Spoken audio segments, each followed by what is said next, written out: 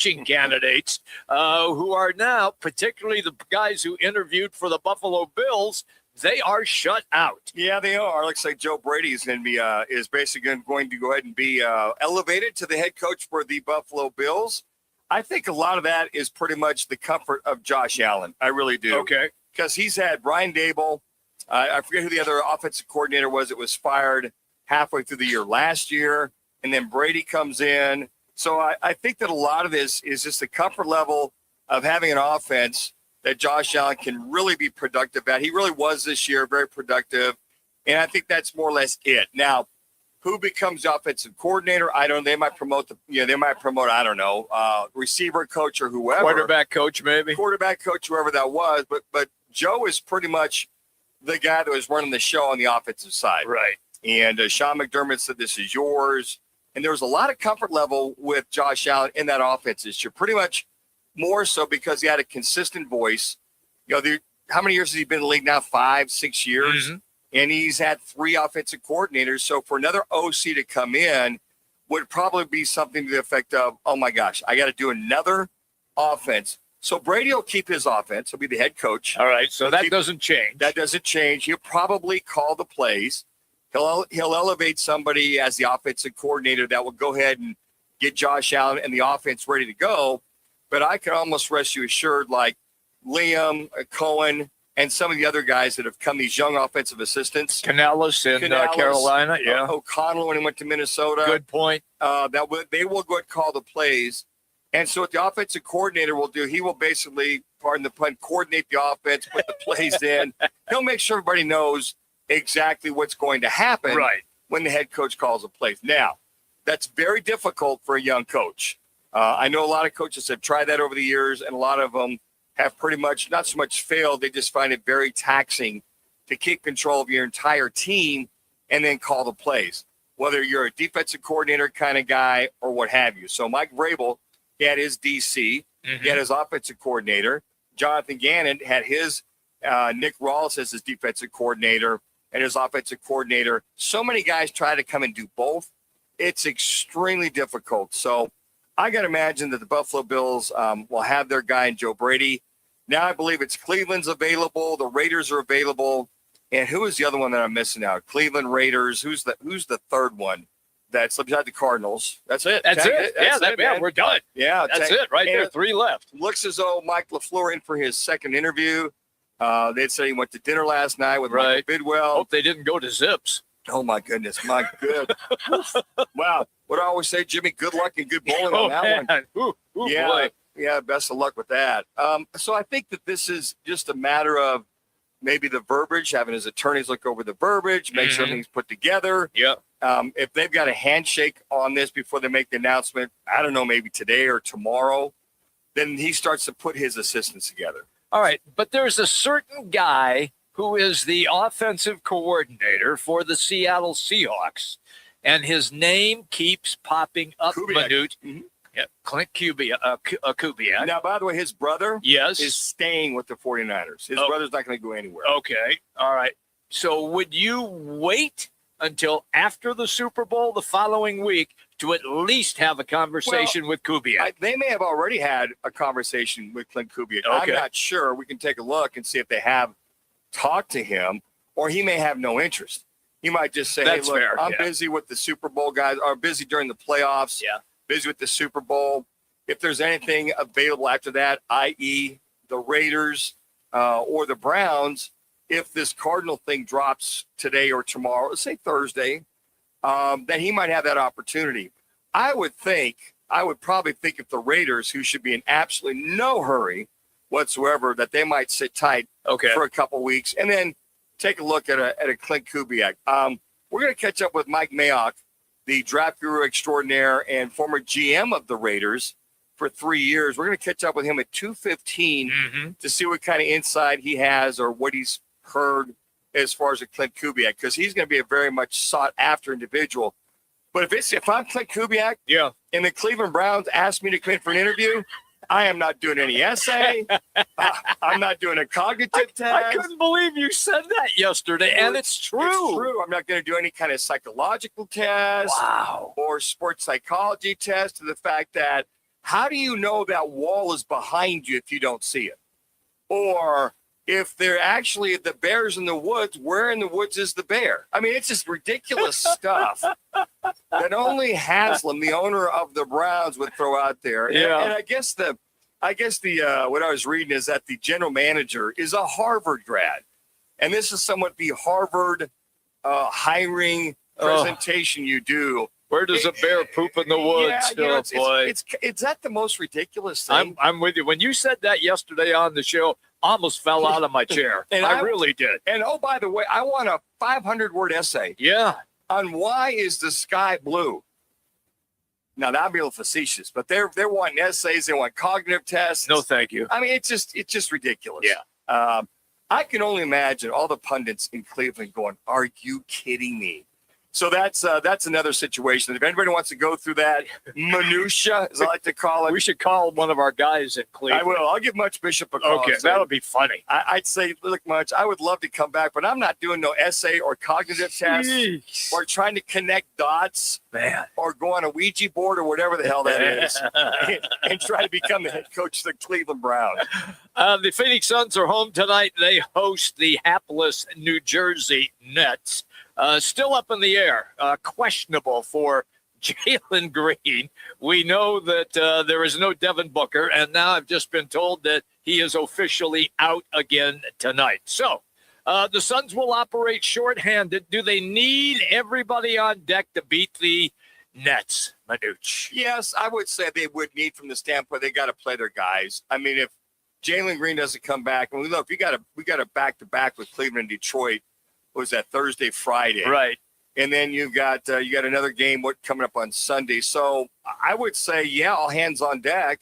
Those that are healthy, when you look at this Suns team, just to make sure. Well, they're on a 2-game losing skid. Well, they are. So I think I think it's vitally important that you have all hands on deck, and you're going to need some scoring coming from all your guys like Grayson Allen, Gillespie, Dylan Brooks. Matter of fact, Dylan Brooks was very disappointed in his performance, especially when they were 3 for 13 from 3 as far as threes. Yeah. And you know what?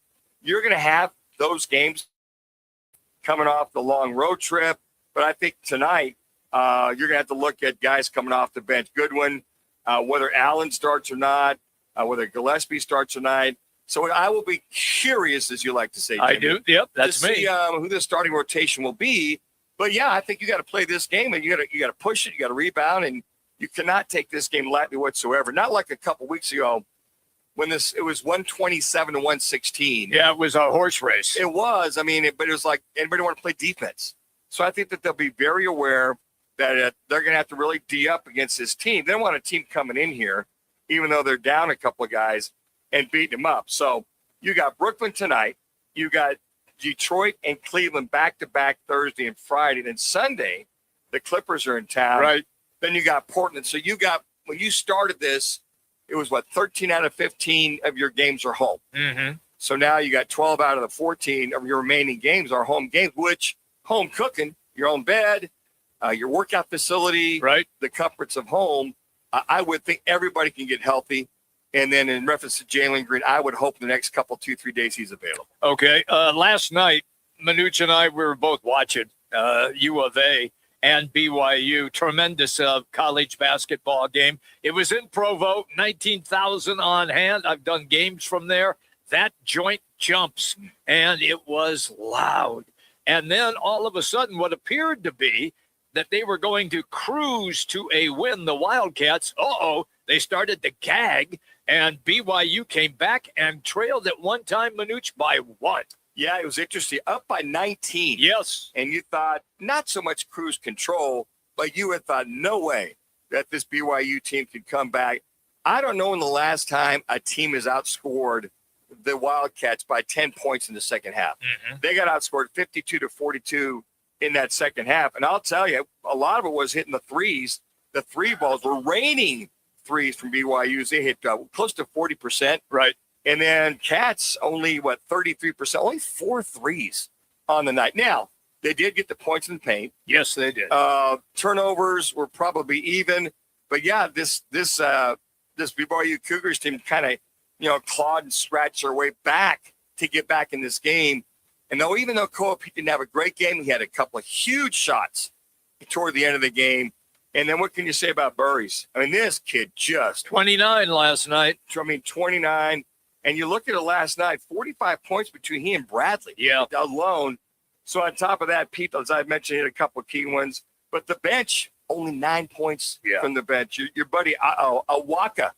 But you know what? He was the only guy that scored. Yeah, in that second half. I mean, he was down low a couple times, got some key points in the paint. But I thought there, especially by a little hack-a-shack jump ball, wink, wink. Yeah. I asked Laz here, our resident U of A Wildcat, I said, where were those officials from? Well, they're Big 12 officials. Yeah, obviously, were they from Provo, for crying out loud? There was a couple calls there that you shook your head at. Yeah, really? Here's a quick. That is some of the worst refereeing I've ever seen in college basketball. And that's being completely unbiased. Some of those calls at the end were egregious. Oh, my God. You know what, lads? I agree with you. I agree with you. I'm like, wait a second. Well, are we watching the same game? That seems to be a theme from this last weekend. Are we watching the same thing here, for crying out loud? But you know what? They pulled it off when they did. They did. And BYU had a shot, literally had a shot at the end of the game. That was a great block, though, by Burries. But you know what? For him to time that and not hit his hand, because from that particular official, you thought he might get all ball but call a foul on that. Yeah. When he didn't call a foul, I'm like, oh, my God. So maybe the refs weren't biased? Well, Is that what you're saying? They got to have those makeup calls in there, Jimmy. Oh, man. Don't you love those makeup calls in college basketball? Here's a quick story. You'll like this, Manuch, at BYU. Way back when I started doing a lot of play-by-play, I went to BYU. This is in the later 70s, and I did a game between Santa Clara and BYU. Manuch, when I go and do a game, I like to drink a Coke or Pepsi while I'm calling the game. So I'm at the press table, and I said to the little runner, they always have a person that'll go get things for you when you need them. And I said to this student, and I said, hey, can you, I forgot to grab this, can you run back to the press room and get me a Pepsi? I know where you're going here. And she said, she got all nervous and looked at me and said, we don't have no soda. We don't know. No, we don't have Coke or Pepsi. We have 7-Up. I said, oh, okay, that's good. Yeah. Okay, dumbass me. I knew nothing about the Mormon religion. They can't drink caffeine. No, matter of fact, I had no clue. I learned that lesson that night. And I learned that lesson when the late, great Tom Diller and I did a ASU broadcast at Provo. Yeah. So I got there. I figured, I'll just get some coffee there at the stadium, right? Yeah. So instead of getting the coffee at the hotel and bringing it with me, I get up there and I said, can I get a cup of coffee? Well, we don't serve coffee on campus here. You went, what do you mean? Well, we don't serve caffeine. I said, oh, okay. So I'm looking for my caffeine fix. He goes, but we have root beer. Oh, man. I said, okay. I'll have a root beer at 9 o'clock in the morning. I want a root beer. Yeah, I want a root beer. I'm getting ready to go interview my good buddy Craig Bowler-Jack, who's calling. Oh, yeah, he's calling the game. Yeah. And I'm like, oh, that's right. They don't serve caffeine on campus. Same story. Yeah. Same exact thing. I had no clue because I was a Dumbo living in California and never would have thought of it. So at any rate, those are our Manuch and Jimmy B stories from BYU. When we come back, it's our replay rewind. It's Roc and Manuch with Jimmy B. ESPN 620 98.7 FM HD2, also on the Arizona Sports app.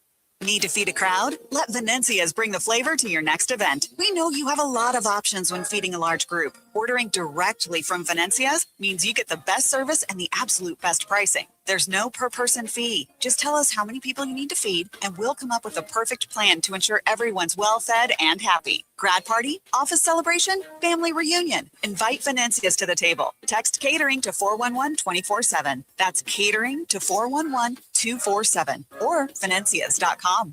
Here's what's different about GCU. It's one of the country's biggest universities with over 360 programs shaped by industry leaders. GCU's campus ranks among the top in the nation. Most of all, GCU cares about affordability. The average federal and private loan debt for GCU undergrads is lower than the average for private nonprofit four-year universities. Find your purpose at GCU. Visit gcu.edu. I was in a wreck. I need a check. I was in a wreck. I need a check. I was in a wreck. I need a check. I'm Attorney Kevin Rowe. Getting rear-ended once is bad enough. Don't let the insurance company hit you again with a lowball offer. Call an experienced attorney who knows how to fight and win. Call Lerner and Rowe today. 977-1900.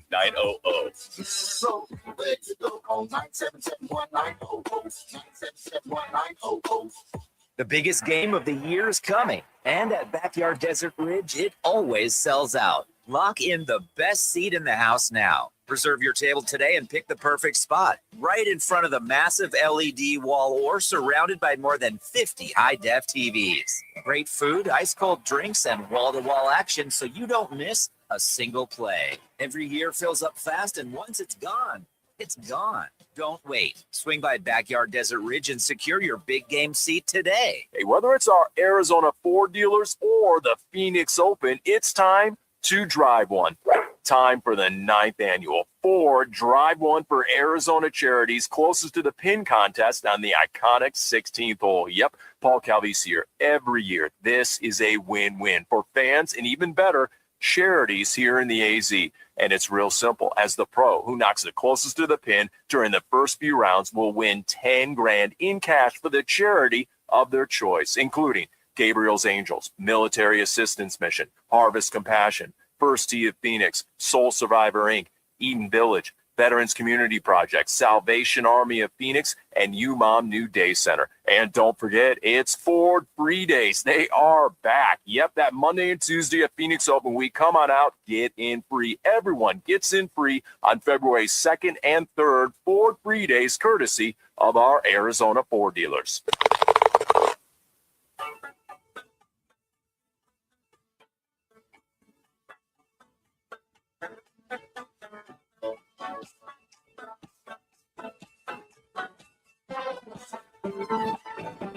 Now it's time for our Replay Rewind, the top sounds of the night and whatever Rock decides to add. Let's get to it in Replay Rewind with Roc and Manuch with Jimmy B on ESPN 620 and on FM at 98.7 HD-2. All right, everybody, welcome back in. We roll all the way until 4 o'clock this afternoon. Time for the Replay Rewind, and of course a lot of it is centered around what took place last night. U of A and BYU, and Braden Burries was on fire. Push up ahead. Burries throws it. Terrific play by the big fella. Chenkov comes up with it. Kick ahead. Burries puts it in. 0.1 minutes. Think about that. Burries didn't slow down. Burries sticks inside and hits 2 more. 18,000 here tonight at Marriott Center. Burries tries to answer and does. Where's he pulled?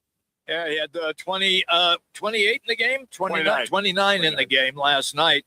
Played a sensational basketball game. You look at his line. I mean, he's 13 for 14 at the free throw line. As you mentioned, 29 points. He had 5 rebounds, 4 assists. He had 3 steals plus the 1 block, and the 1 block was truly amazing. This kid's a freshman. Yeah. I mean, he and Cole Pete are just true freshmen. Kids. And I hate to kind of tell Laz, I hope that they stick around for another year, because you look at them and go, well, these kids are really maturing very nicely. You're getting way beyond the halfway point as they get into conference play. So for all you U of A Wildcat fans, you would just hope that both those individuals would stay an extra year. But I don't know, maybe with the NIL, they could they could afford to stick with. But Burries, just what a phenomenal night for that young Terrific game last night. You referenced Koa Pete. Thank you to ESPN. Trying to find one of his bigs. He gets it to Pete. Pete off balance. Oh, what a shot. Oh, that's a killer. That's a killer. He's got game, Manuch. We know he does, but he didn't play that well last night. But that was a big shot that he hit late in the second half. Well, he had a couple big shots there late and a couple big rebounds. Yes. And for a young man, 6'10", 240, that runs the floor like that, and his savvy for a freshman at the college game, if there's one thing you notice about Burries and him, is their on-court knowledge. It's just their basketball IQ. Yep. And it's just very, very impressive when you watch both of them at such a young age, and especially in Tommy Lloyd's system. Burries and my esteemed colleague reference the key block with 3 seconds left. Here it is. Into right. Here we go. Right. Inside. Right. Wow, what a play. Burries with the rejection. It was unbelievable. He came from the weak side. The BYU player had made an excellent move down the center of the lane, had freed himself, was going up for an open, easy 3-foot layup, and then out of nowhere, Burries comes and rejects it. The interesting thing when you watch that is Burries somewhat hesitating, not to be out of control. Correct. He set his feet.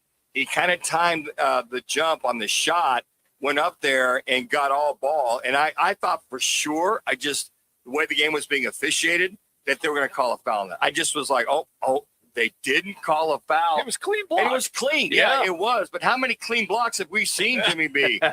These phantom calls that we're seeing. Just about, I don't know, 20 seconds earlier, we saw Bradley get mugged, tugging on his arm, grabbing the ball, and they call a jump ball, side out, BYU. It was right in front of the official, so he had a better look at it than you. Yeah, when they tackled him on the 5-yard line. Goodness gracious.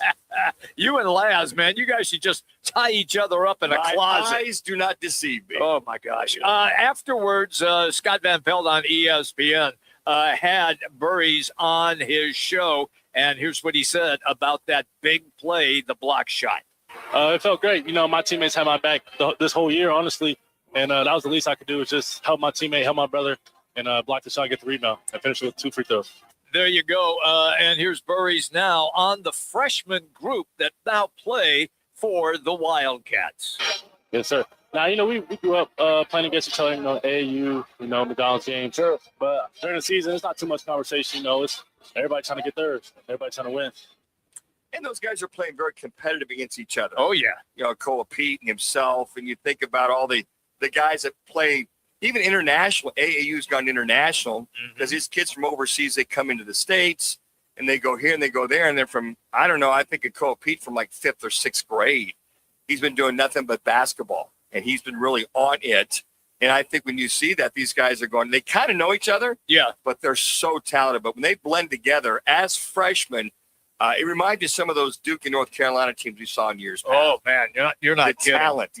Yep, Tobacco Row. Boy, those were great matchups, too. Let us skip down now to the Phoenix Suns. They have a game tonight against the Brooklyn Nets, and this will be interesting. We have been told no Jalen Green tonight. We know that Booker is also out.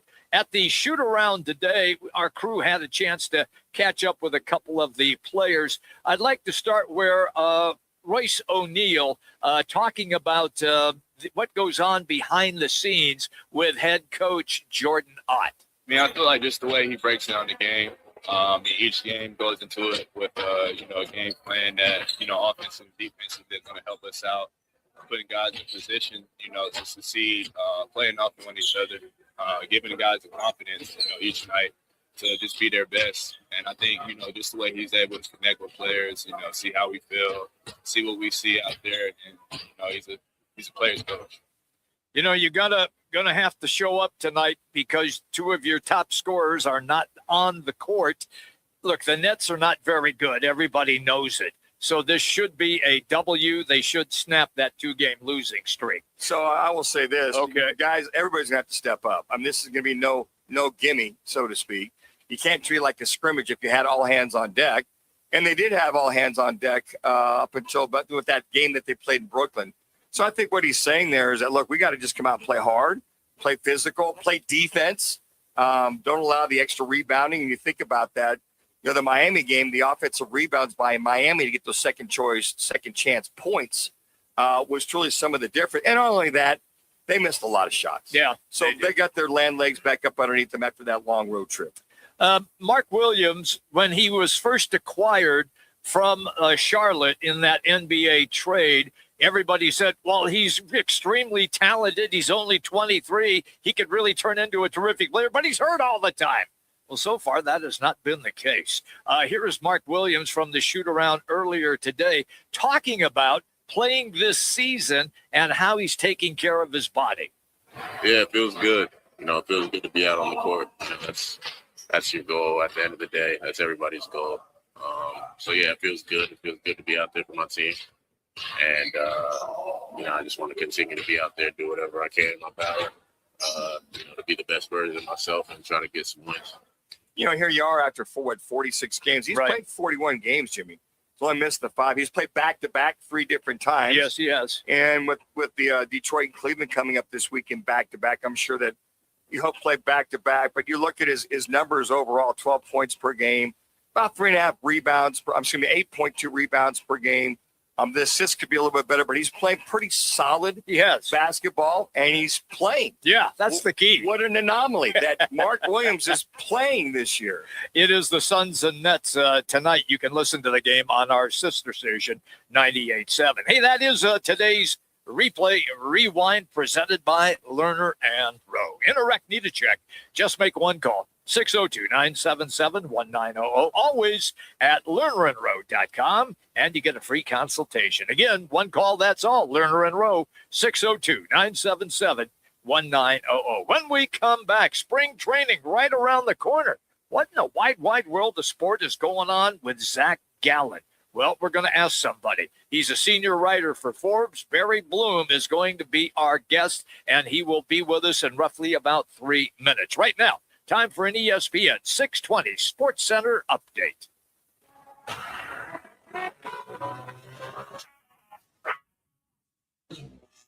It's now time for your Roc and Manuch with Jimmy B's ESPN 620 Sports Center update. I'm Connor Collins.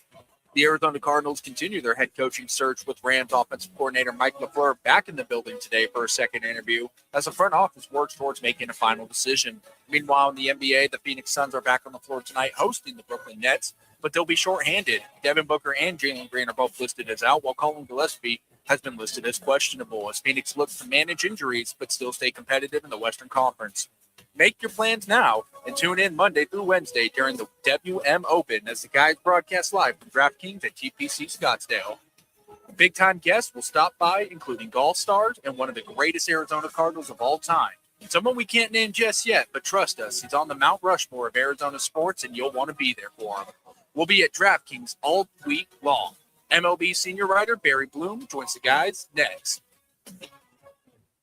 Nobody does happy hour like Twin Peaks. Nobody. Whatever you're craving, we got it. Tequila cocktails, premium bourbon pours, and top shelf spirits served over ice balls that hit just right. Local craft beers and handcrafted whiskey cocktails, yep, all here. And with 5 Valley locations. And don't forget the teeth-chattering 29-degree drafts we're famous for. Pair it all with scratch kitchen bites that actually satisfy. From shareables to hearty favorites. When it comes to happy hour, Twin Peaks doesn't play. Twin Peaks eats, drinks, scenic views. Phoenix, it's the biggest week in golf, and we're right in the middle of it. Join Roc and Manuch with Jimmy B live from DraftKings Sportsbook at TPC Scottsdale for the WM Open. Monday through Wednesday, February 2nd, 3rd, and 4th. Special guests, giveaways, wall-to-wall WM Open energy, and the best atmosphere in golf before the madness even starts. Grab a seat, grab a drink, and be part of the action. Or listen live on ESPN 620. Roc and Manuch with Jimmy B. Live at DraftKings TPC Scottsdale. WM Open Week. Don't miss it. Join the team at All City Towing, Arizona's largest towing company and leader in roadside service. We're hiring dispatchers, call takers, lot attendants, drivers, and customer service pros ready to grow with us. You'll enjoy state-of-the-art equipment, consistent schedules, full health benefits, a strong 401k match, employer life insurance, and a monthly fuel allowance. Take your career to the next level. Apply today at allcitytowing.com. All City Towing, where your future is always moving forward. Life's a sprint, and you need a quick pick-me-up. Meet G2G protein bars, the ultimate grab-and-go meal replacement. Whether you're hustling in the office, enjoying a day on the links, or conquering the daily grind, G2G is your perfect fuel. Score an 8-pack at your local Costco's refrigerated section, or explore amazing flavors at G2GBar.com. Quick, delicious, and power-packed. G2G protein bars, setting the pace for your energetic lifestyle. Hey, Wolf here, and I'm with my personal spine surgeon, Dr. Christopher Young at Desert Institute for Spine Care, otherwise known as DISC. Doc, how you doing? I'm doing great, Wolf. People come from all over the world to see you. Why is that? Well, I think we built a reputation for cutting edge surgery, getting people back to life quickly and with less downtime. My father pioneered endoscopic spine surgery, which is an ultra minimally invasive treatment option for treating herniated discs and stenosis. And I guess word's getting out. You're being modest, Doc. Athletes from all over the world come here to see you. It's certainly a privilege to take care of professional athletes, but most of our patients are just everyday people wanting to get back to work and back to enjoying life with their families. If you want to start enjoying life again, contact the team at Desert Institute for Spine Care. I'm now living pain-free thanks to Dr. Young. For back or neck pain, check out the spine experts at sciatica.com or text SPINE to 620-620.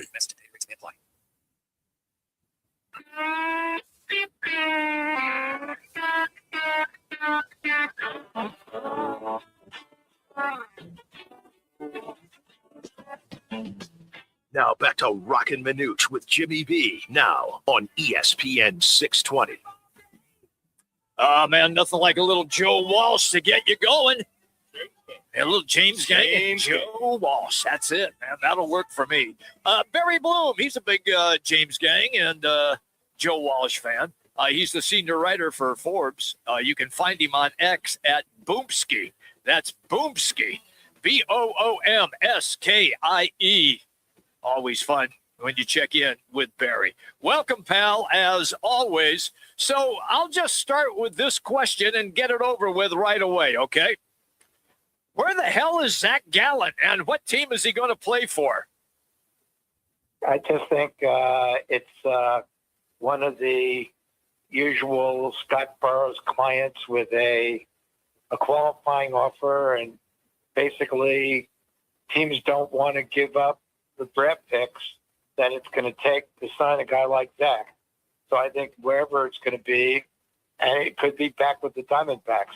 It's just like 1 year with an option for next year and then see what happens.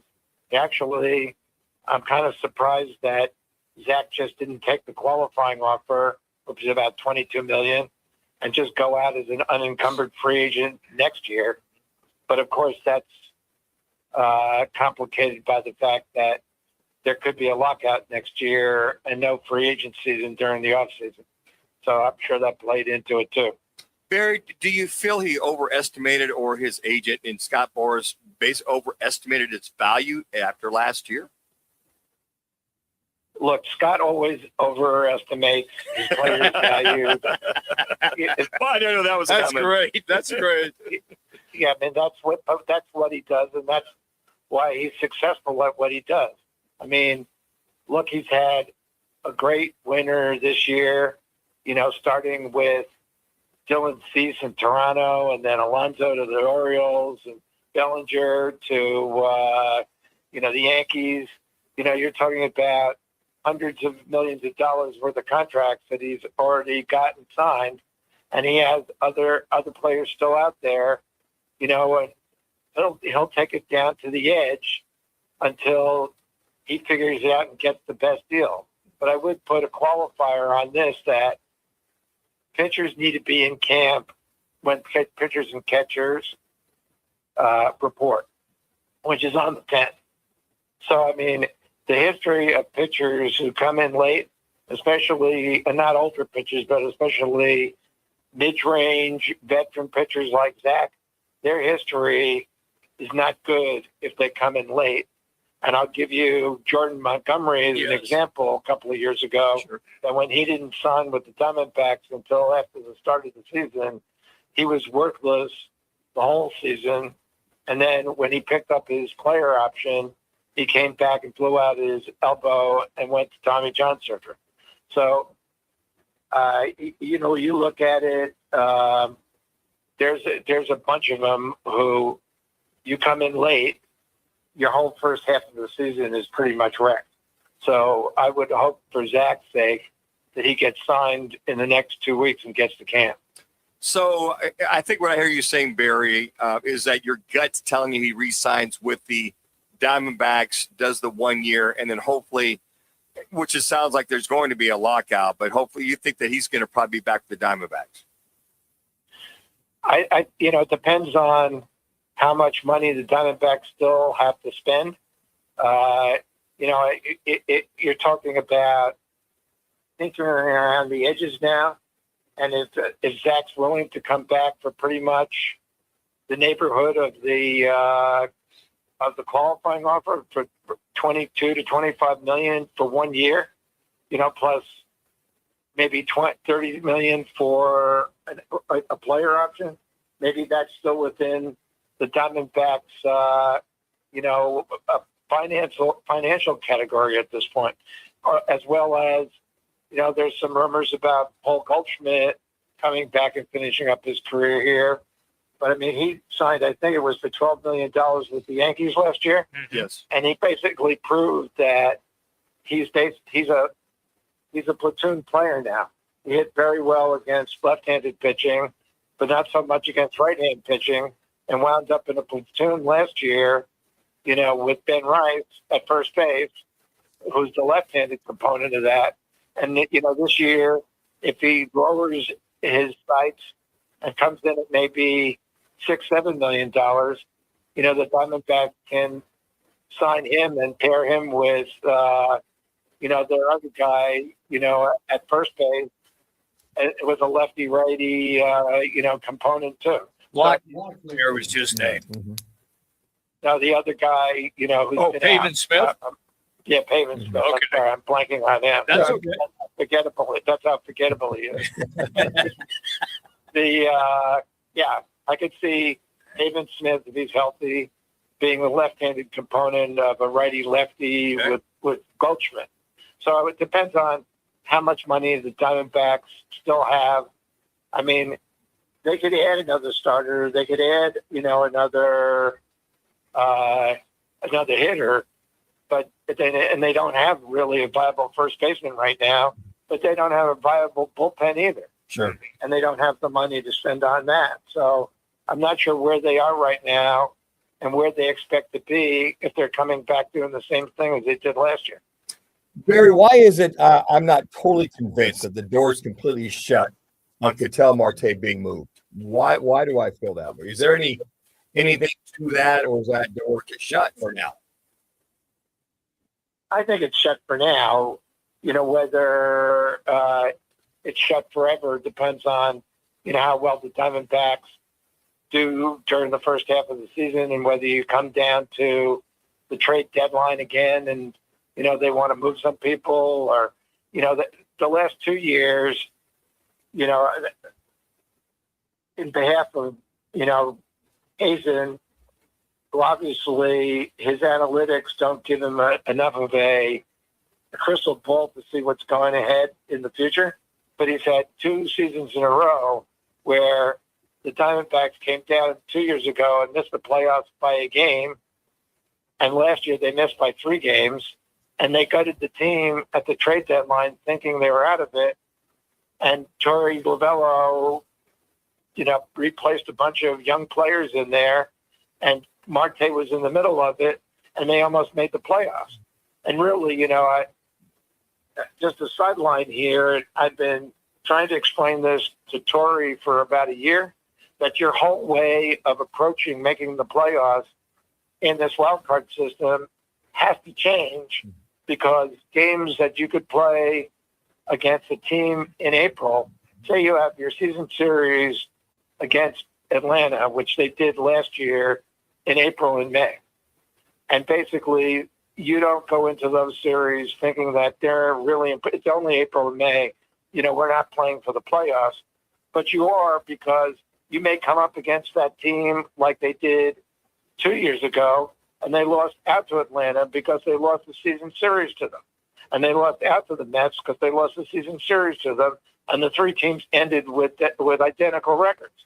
You have to now look at the schedule, and no matter how early it is in the season, you have to play head up against the teams that you think you're going to be tied with at the end of the season for those NL wildcard berths.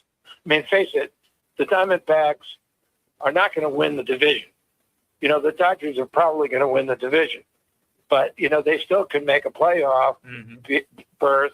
And last year, I really do believe that if they had been the wild card team that went to Dodger Stadium to play the Dodgers instead of the Cincinnati Reds, they would have given the Dodgers fits, and the Dodgers knew it because they know how to play the Dodgers.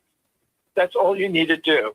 Figure out how to get between 85 and 90 wins, no matter how you do it, no matter what the components of your team are, no matter what the ups and downs of your season are, and there are always many of them. But in the end, get to 85 to 90 wins with a chance to make the playoffs, and then roll the dice. I mean, they did it when they beat the Dodgers and went to the World Series in the first round. Yep. I mean, this is the whole game right now. If teams like the Diamondbacks, the Orioles, or the mid-level teams like the Minnesota Twins, any mid-level team in any division that's really not going to win the division, you have to play against the rest of the league. And of course, win your American League head-to-heads, and then get to 85, 90 wins some way. I mean, the Diamondbacks need 3 more wins. That's all I look at it as. How do you get and put together a team that gets 3 more wins and gets you into the playoffs? Barry, I'll let you run on this one because you did reference talking about some changes for next year when we were discussing Zach Gallen. A lot of conversation that Major League Baseball would like to put in some sort of salary cap. You've already indicated there might be a strike if that's the case. How is that going to play out? And do you, in your wildest imagination, do you think that baseball would have a salary cap? Okay, well, that's a number of components to that. But number one, it's a lockout. The players are not going on a strike. There's owners that would lock the players out. And the situation is such that I think what you have to keep your eyes on is that 75% of the owners have to vote to do anything in baseball, whether it's transfer sale of a team, whether it's accepting a new TV contract or modifying the regional television sports network.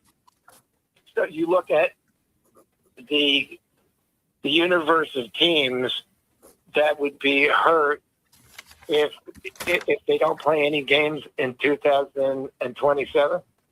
And I can give you 10 teams off the top of my head that make big revenue and have big television contracts that once the season starts, they're not going to want to miss any revenue not playing games. Sure. Yep. Including the Dodgers, number one, who had $1 billion in local revenue last year and overall revenue, and the Yankees, who had $800 million. Wow. So they can talk all they want about how they'd like to have a salary cap, but the salary cap really doesn't affect them. They're not going to put a rule in that's going to strap what they want to do to win.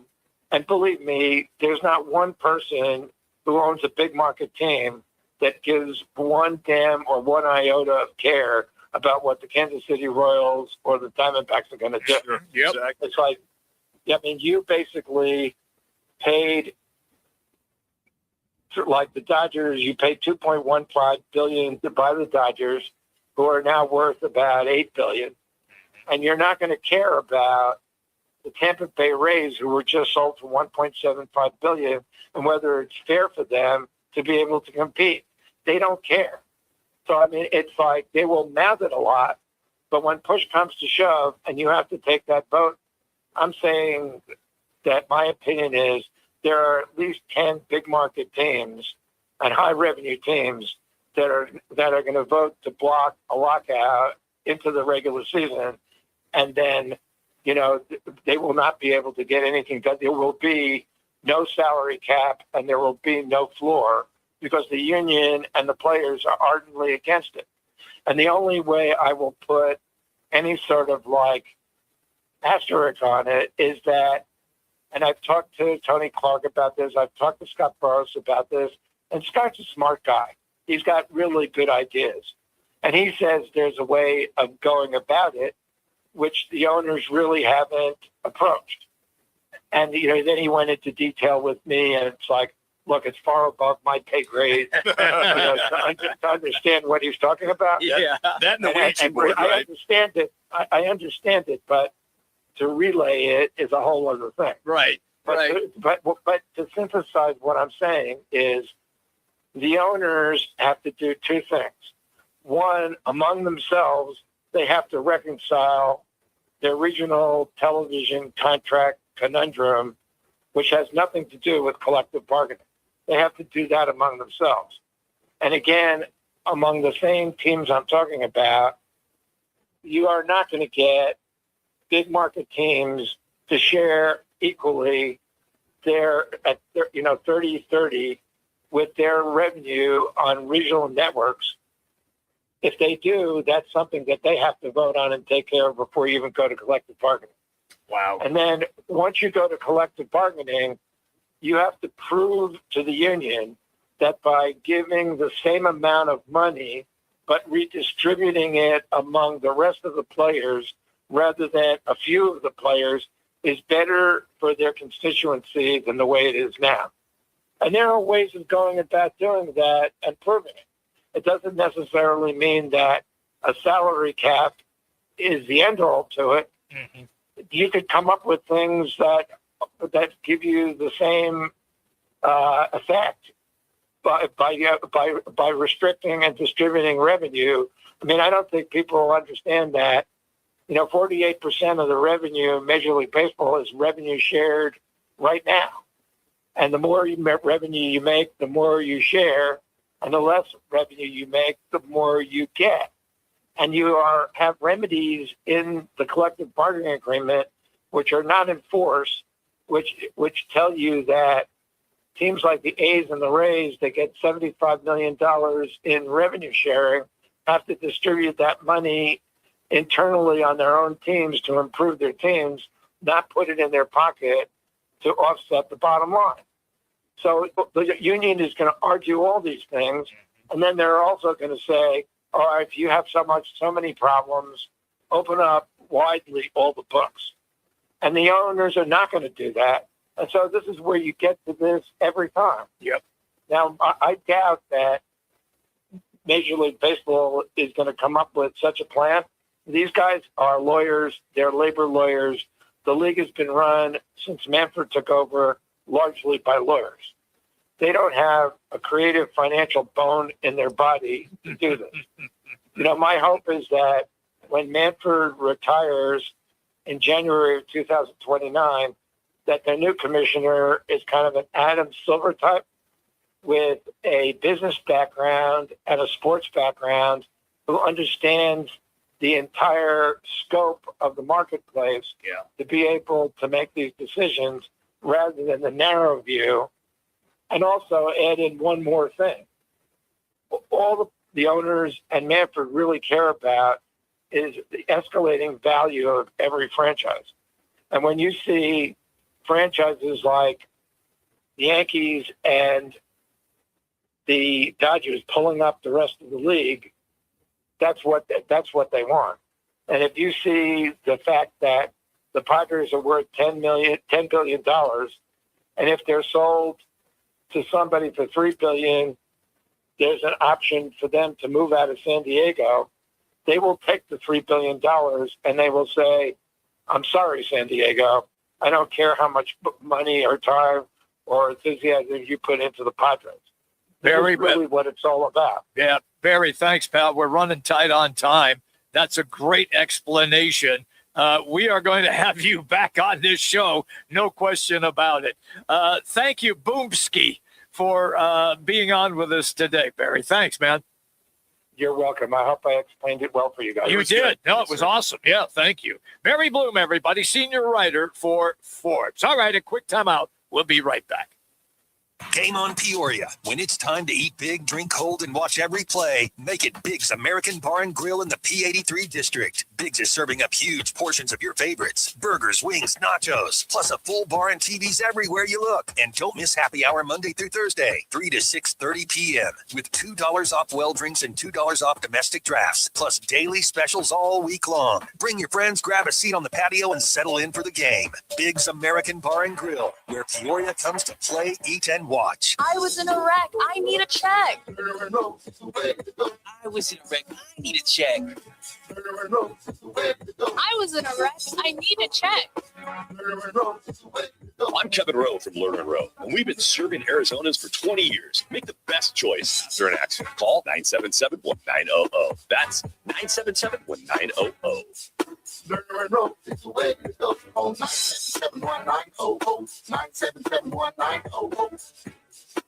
Swing into Vans Golf Shops by Worldwide Golf to get custom fit for the new Cobra Optim driver. The new Cobra Optim is the first driver to optimize POI and MOI. With a reshaped head and optimized center of gravity, experience straighter drives and more robust distance. Check out the new Cobra Optim drivers today. Book your custom fitting in-store or online. Vans Golf Shops by Worldwide Golf. Trusted by golfers since 1963 and home to the legendary 90-day 100% satisfaction guarantee. Get there. This message comes from Viking, committed to exploring the world in comfort. Journey through the heart of Europe on an elegant Viking longship with thoughtful service, destination-focused dining, and cultural enrichment on board and on shore. With small ships that bring travelers closer to the destination, there's more time to explore. And every Viking voyage is all-inclusive, with no children and no casinos. Discover more at Viking.com.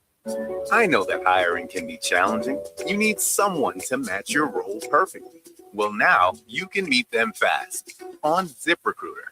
Build your team, build it sooner. Meet your match on ZipRecruiter. Just head to ZipRecruiter.com/free right now to try it for free. That's ZipRecruiter.com/free. Meet your match on ZipRecruiter. Try it free. Arizona's headquarters for Toyotas is Right Toyota. Hey, Rock, for my friends at Right Toyota in Scottsdale. You will always find the right deal at Right Toyota. Right Toyota has been driving Arizona's home for years with their amazing service, pricing, and great selection. I encourage you to discover the difference at Right Toyota. Make the right choice, Right Toyota, just off the 101 on Franklin Wright Boulevard, and always online at righttoyota.com. The right price, the right selection. Check out righttoyota.com. Roc and Manuch with Jimmy B want to take you back. A quick reflection on some of the more memorable moments in sports and pop culture. Now, time for your Right Toyota on this day report. Right Toyota, right on the corner, right on the price. Right Toyota in Scottsdale. All right, everybody, we're not going to waste any time. Let's do a little on this day. Manuch. Back in 1986, I know Laz was born in 1986. I was there. The Bears dominate Super Bowl 20, crushing the Patriots 46-10, and capping one of the most dominant seasons in NFL history. Manuch, I covered that for a couple of networks, and I was at the practice for the Bears where the helicopter was flying over the practice field for the Bears, and Jim McMahon dropped his pants. Is that where he mooned? He mooned the helicopter. Mooned the helicopter. All right, 1991, the Giants upset the Bills 2019 in Super Bowl 25. Decided by wide right. Yeah, Scott Norwood's missed field goal, wide right. Would have been the Bills' first ever Super Bowl. They go on to play 3 more and lose those ones as well, too. 2020, baseball legend Derek Jeter is elected to the Baseball Hall of Fame, falling 1 vote shy of a unanimous selection. Ridiculous. Who was the one that didn't vote? You? Derek? No, it wasn't me. I think there was one more. I think you're right. Mariano Rivera. Yeah. Might have had one more. Yeah. All right, let's flip the script to go a little football at 50 here. A little football news here on this day, January 27th. Joe Brady, the offensive coordinator now, head coach of the Buffalo Bills. He was elevated to the head coaching position. I think this was probably a blessing by Josh Allen, their fine quarterback, who probably said, look, I'm tired of new offenses. Can we not just have some stability from the offensive front? So Joe Brady is now the head coach of the Buffalo Bills. That leaves three teams remaining. That'd be the Cardinals, the Raiders, and the Cleveland Browns. If you want to turn your essay into the Cleveland Browns, feel free to do so. And Brian Dable is now the new offensive coordinator of the Titans. Mm-hmm. Also the new offensive coordinator of the Chargers is Mike McDaniel, who was interviewed also by the Bills and a couple other teams. He kind of put the hold on the whole Chargers offensive coordinator situation. Right. But now he's been approved. This is very interesting. So, hey, Aaron Glenn, you want to fire everybody? They did. Yeah, they fired now 8 coaches. Wow. Now firing the offensive coordinator was also fired today. Tanner Engstrand, as well as the other 7 coaches prior to Tanner. So it's a full-on revamping of Aaron Glenn and his staff. That's a polite way of saying he blew it up. They stink. That's what the Jets do. Little football 50. Appreciate that, my brother. All right, GCU report coming up. Paul Coro is going to be our guest. They play in Nevada tonight. We will also have former Raiders general manager and draft guru Mike Mayock, as well as Kyle Dunn. It's coming up in this coming hour of Roc and Manuch with Jimmy B. We're broadcasting here today, ESPN 620, 98.7 FM HD2, and on the Arizona Sports app.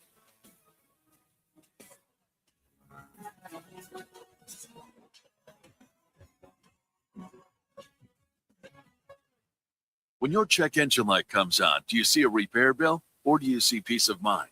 For 20 years, CarShield's been the name America trusts to help keep you on the road.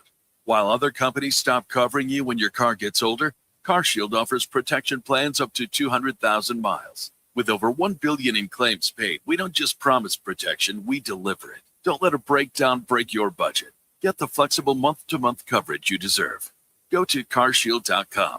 That's carshield.com today. As a social influencer, my days can be busy. 4 a.m., I hit the gym. 4:32, protein smoothie. 5:08, save time and money bundling my home and auto insurance with Progressive. Wait, if I bundle and save time, what would I do then? Just sit here and reflect? Like, why am I qualified to influence anyone? And how those weights are hollow? And half of my followers are bots.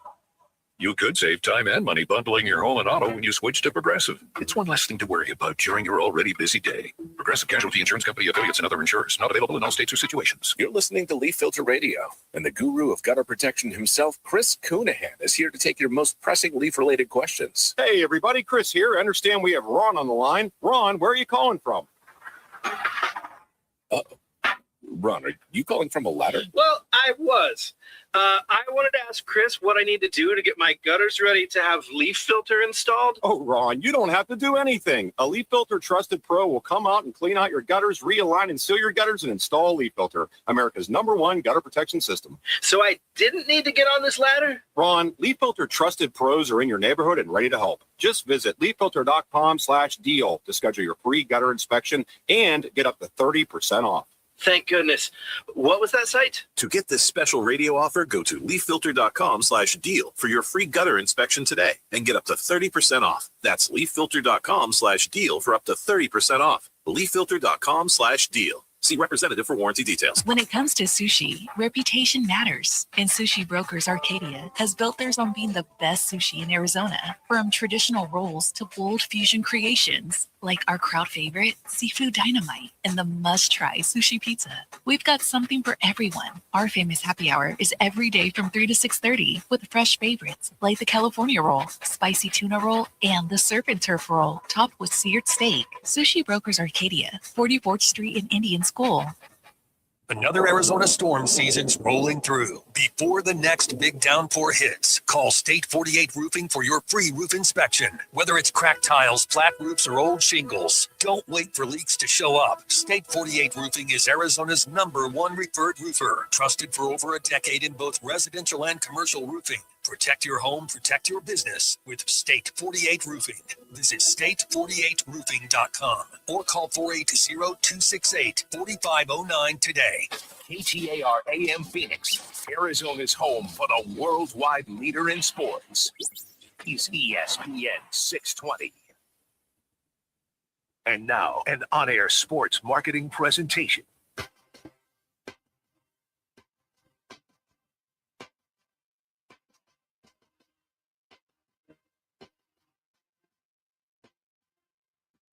It's Roc and Manuch with Jimmy B. Now on ESPN 620, 98.7 FM HD2, and streaming live at ArizonaSports.com. The guys are powered by the law offices of Lerner and Rowe. In a wreck and need a check? Make one call, that's all. 602-977-1900. And now on your ESPN station in Phoenix, ESPN 620, Roc and Manuch with Jimmy B. All right, everybody, welcome back in. Second hour as we go all the way till 4 this afternoon. It's our GCU report. They play tonight. and it's going to be a highly entertaining game on the road in beautiful Reno, Nevada. You like Reno, Manuch? You've been there? I've never been to Reno. Oh, no, it's fun. I've been, I've had a couple of quarterbacks play there. Chubba Purdy was in Reno last year, played for Nevada. Yeah. But never been up to that neck of the woods. It's beautiful. It is beautiful there. I love to go skiing there because you can head right up to Tahoe, and it's a great place. But it's not glitzy like Vegas is. Totally different sort of mode, but it's going to be a highly entertaining game tonight. Look, Nevada can play. They're 13-6, and GCU is coming off some nice victories, and they're going to have their hands full tonight at Nevada. Well, I will say this. What a game it was against Fresno State, going back and forth. Fresno got back in the game, but you looked at the Lopes. Here's another team that's playing their bench. They're playing their starters a lot right now. And Jaden Henley got the 23 points, led the team with the charge as far as that was concerned. And again, when you looked at the three-point shooting, if there's one thing their three-point shooting has been that consistency. So I think in this game against Nevada, the three-point shooting is hopefully something they can improve on. All right. It is our GCU report. It's all presented by our great partnership with Global Credit Union. You'll hear him work tonight because Paul Coro is our guest. He is the color analyst. You can find him on X at Paul Coro. Paul, welcome, pal. As always, hey, look, we're both really interested in watching this game tonight. How do you measure this up against two teams that are playing decent basketball right now? Yeah, it's a really intriguing game. That's what happens in the Mountain West now. It seems like there's no breather, right? Like you get a big win, and then 2 or 3 days later, here comes another one, especially when you go through what they're going right now with Utah State and San Diego State coming to Phoenix last week and winning in Fresno on Saturday. And that was a team that was playing better. But Nevada, they're right behind them in the standings, the one game apart, and Lopes are just one back in the loss column of San Diego State in first. So this is an intriguing one. Nevada does some things really well. Steve Alford's been here 9 years now. They shoot the three better than anybody in the league, but they're really prudent with it. They don't just fire away. They take the least amount of threes. They just only take good threes. So it's a really disciplined team. And the problem tonight is GCU could be down 2 guards. Caleb Shaw for sure isn't playing tonight because of an ankle sprain he had at the end of the Fresno State win. And then Brian Moore Jr. might be out again. He missed last game. They won without him, but he's so valuable. He had played some of his best basketball season in those wins against San Diego State and Utah State. Paul, what happened there? I'm going to go back to the Fresno State game because I watched a lot of that. What happened in that second half? It looks like that was going back and forth. They got back in the game. You outscored 42-38. But what was the nemesis for the Lopes to allow them to get back into the game? This thing came down to the last 2 or 3 minutes before you guys finally pulled away. Yeah, that's just that team's a high effort team. They have a freshman named Deshaun Gorey who had just had a 31-14 game at the Pit. He's just fearless, and he keeps going. And they've got some good shooters on that team, but GCU did a great job guarding the line. That is a really odd building as far as shooting backdrop. Fresno State leads the team in opponent 3-point shooting, and then when you watch it, you find out it's not because of their defense. They don't do anything unique on closeouts or anything.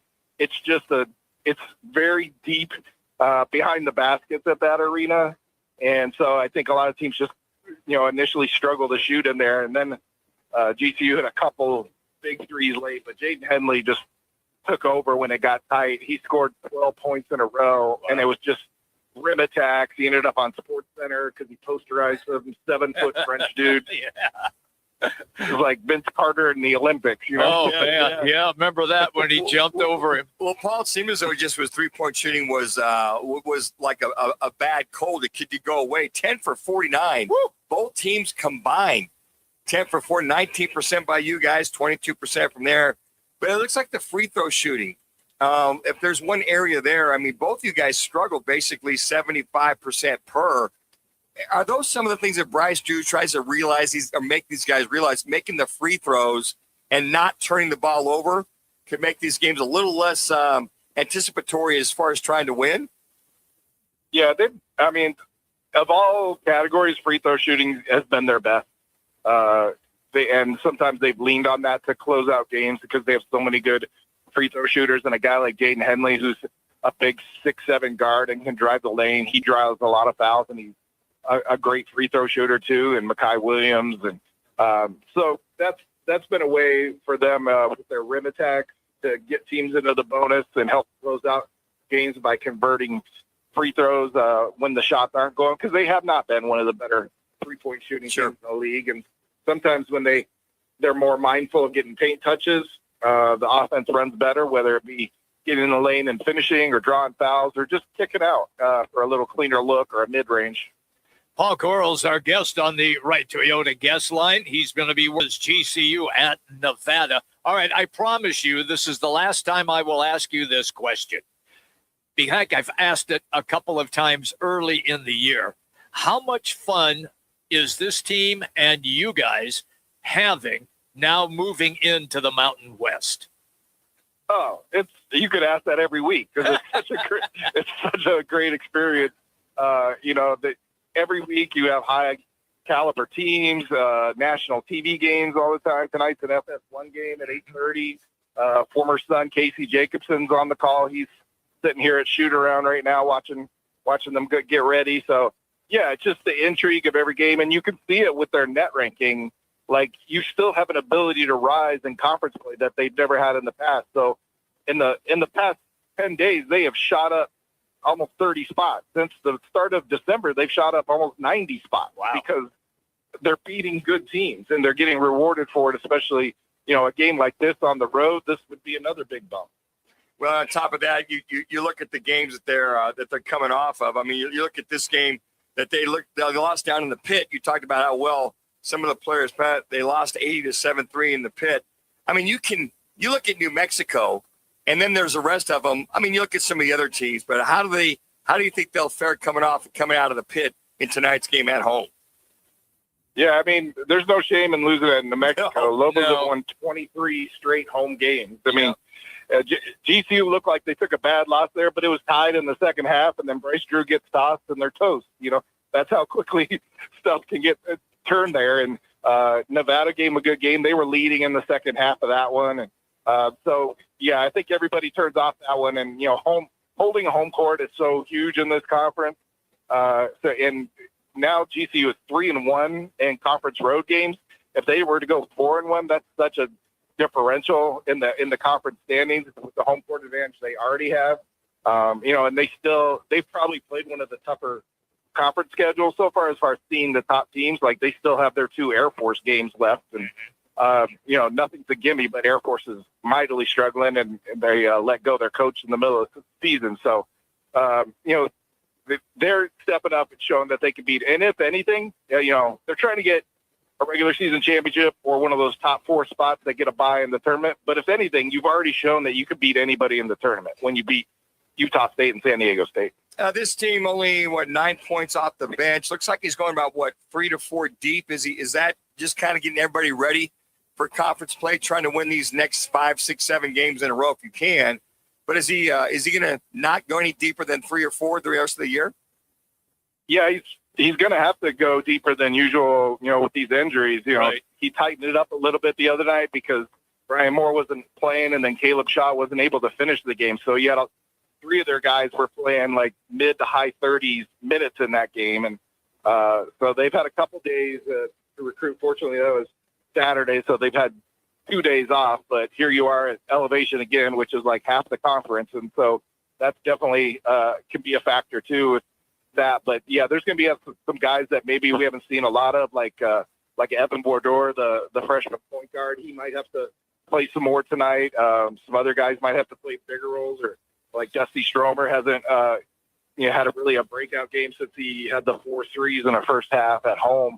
But guys like that are going to be critical tonight. But intriguing big man matchup. Nana Owusu-Onane and Elijah Price are a couple of the best rebounders in the conference, and they're going against each other. All right, we'll let you run on this. You got 45 seconds. Tell our listeners, how is GCU going to win this game tonight at Nevada? Yeah, this is it. They're going to have another low turnover game because Nevada does not make mistakes. They're the best team about not turning it over and giving you free points. So GCU is going to have to really capitalize on its possessions and play high percentage basketball by getting in the paint and winning the board. Always good, pal, when you take time and come on the show. Look, have a great time. When you go to the Pepper Mill after the game tonight, play 5 Black for me, will you please, on the crap table? Yeah, bad news from the Pepper Mill in the local news scene. There's some district attorney who got in a little bit of trouble there, so Pepper Mill's not a good scene right now. Ooh, okay, I'm glad. Thank you for the heads up, kid. Thanks for the update on the Pepper Mill from Nevada. There you go. Thank you, Paul. We'll see you, pal. All right, be well, guys. All right, you too. That was great. That is Paul Coro, of course, everybody. You can follow him on X at Paul Coro. Manuch, I had some great times at the Pepper Mill. I'm telling you right now. I saw Paul Revere and the Raiders at the Pepper Mill one night. It was awesome. Lopes Report presented by Global Credit Union. And you can always get the best out of GCU athletics. Why? Because Global Credit Union is a proud partner.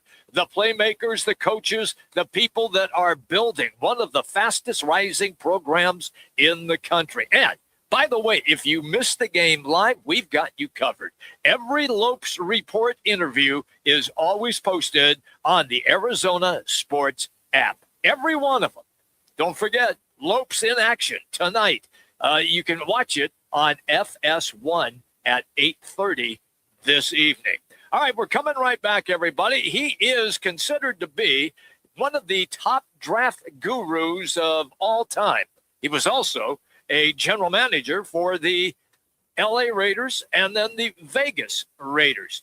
By the way, I hate to say this, but he was also Manuch's roommate. Greatest year of his life in Toronto.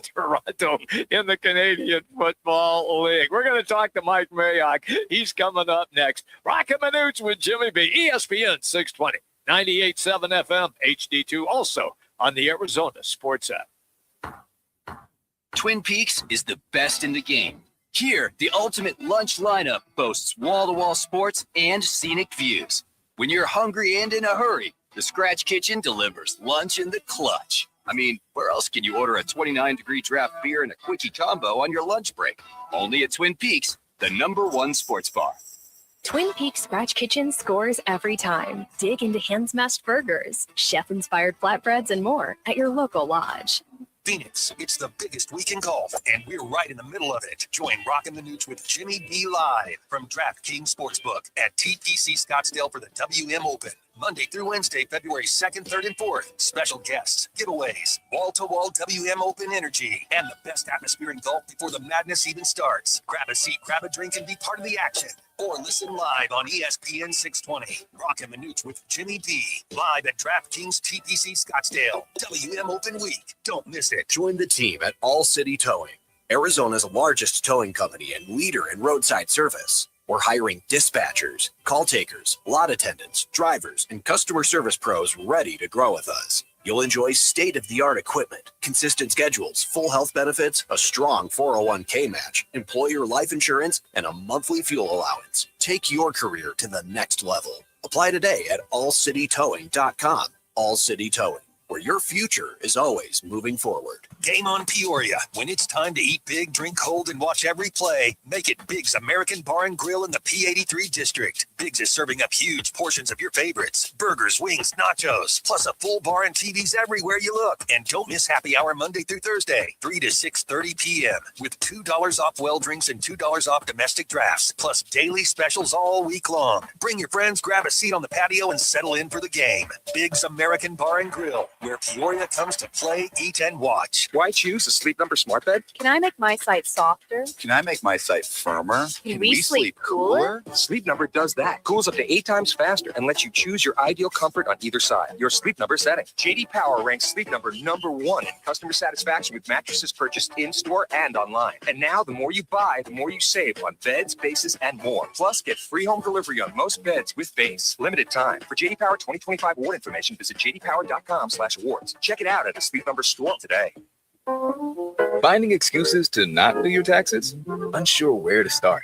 Sounds like you may be suffering from FOMO, the fear of messing up.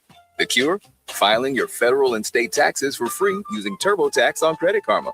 All you have to do is start and finish filing on your own in the Credit Karma app by February 28th.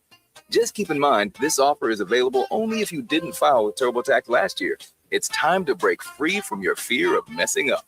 Start filing for free today in the Credit Karma app.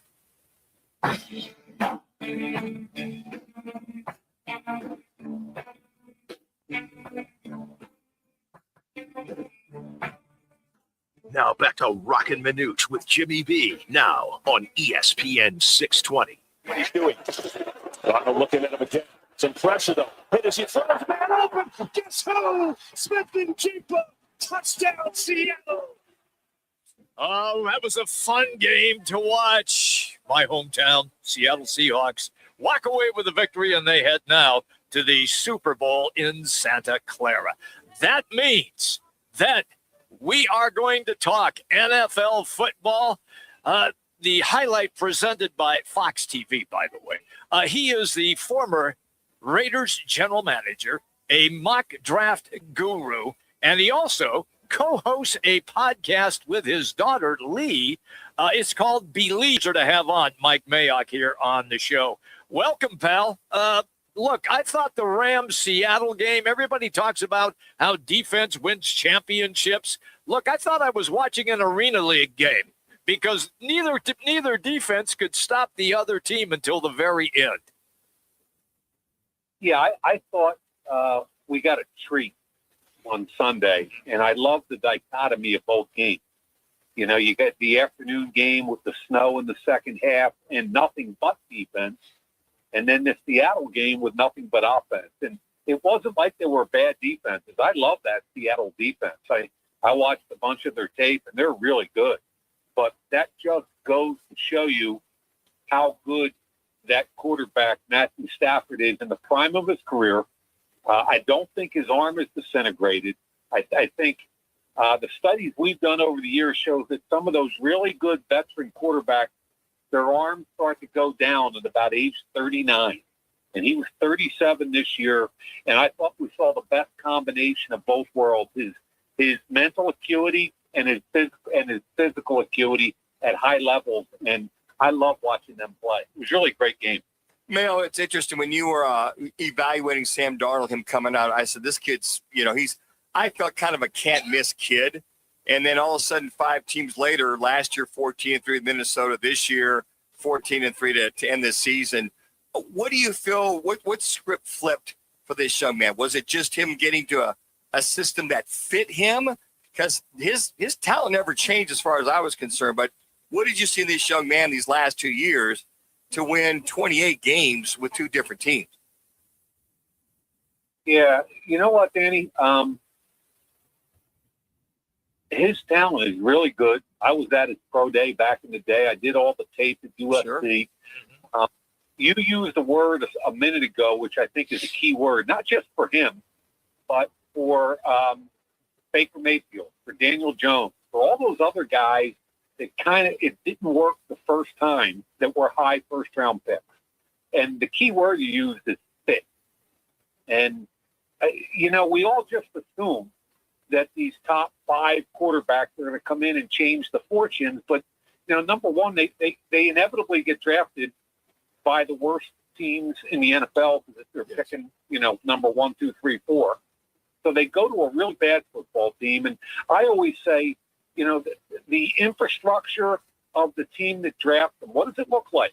What's the offensive line? What's the pass protection? Can you run the football? Can you play some defense?